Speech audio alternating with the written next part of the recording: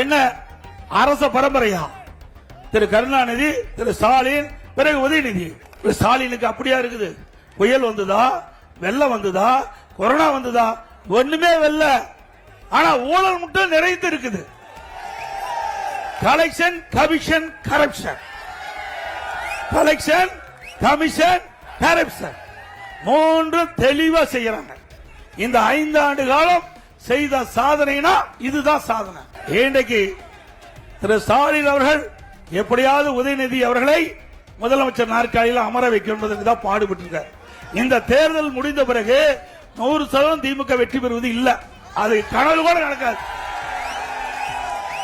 அப்படி அவள் வெற்றி பெற்று வருகின்ற நினைச்சா ஸ்டாலின் முதலமைச்சர் இல்ல, உதயநிதி முதலமைச்சர் ஆவது தான் திட்டம் போடுறாங்க.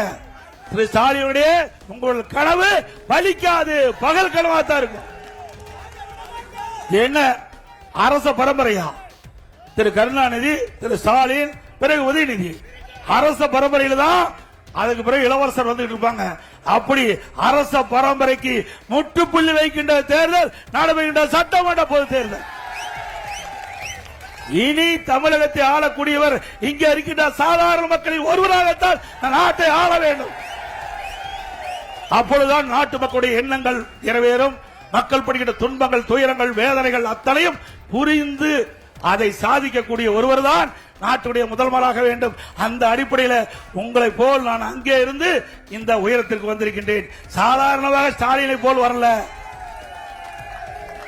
உழைத்து தலைமைக்கு விசுவாசமாக இருந்து இந்த நிலைக்கு மக்களுடைய ஆதரவோடு, கழக நிர்வாகிகள், தொண்டர் ஆதரவோடு நான் இந்த இயக்கத்திற்கு பொதுச்செயலாளராக வந்திருக்கின்றேன்.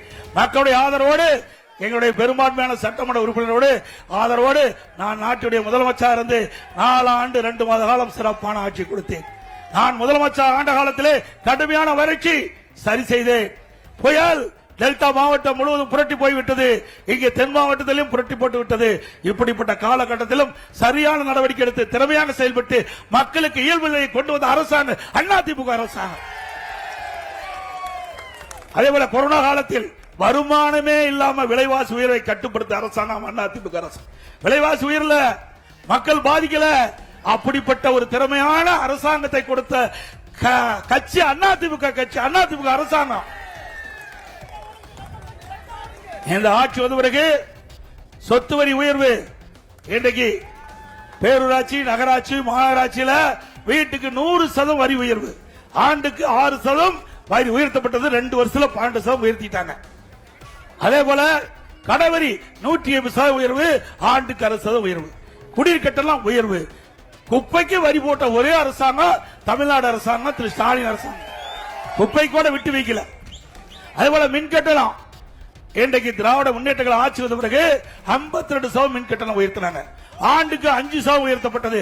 3 ஆண்டுல 15, ஏற்கனவே 52, 67% மின் கட்டணம் உயர்த்தப்பட்ட அரசாங்கம் திமுக அரசாங்கம் மீண்டும் தொடர வேண்டுங்களா? எல்லாவற்றிற்கும் மேலாக இன்றைக்கு இந்த ஆட்சியில வருமானம் உயர்ந்து விட்டது. இன்றைக்கு அதிமுக ஆட்சியில் இருந்ததை விட திராவிட முன்னேற்ற கழக ஆட்சி 24, 25ஆம் ஆண்டு வரவு செலவுல 1,36,000 கோடி கூடுதலாக அரசுக்கு வருவாய் வருது. ஆனா கடன் வாங்கிட்டு இருக்காங்க. புதிய திட்டம் எதுவும் அல்ல. கடன் வாங்குறாங்க. நிதி ஆதாரம் அதிகமாக இருக்குது. வரி வருவாய் மூலமாக அதிகமான நிதி அரசாங்கத்துக்கு கிடைக்குது. ஆனா புதிய பெரிய திட்டம் எதுவுமே கொண்டு வரல. இந்த பணம் எல்லாம் எங்க போச்சு? போக வேண்டிய இடத்துக்கு போயிட்டு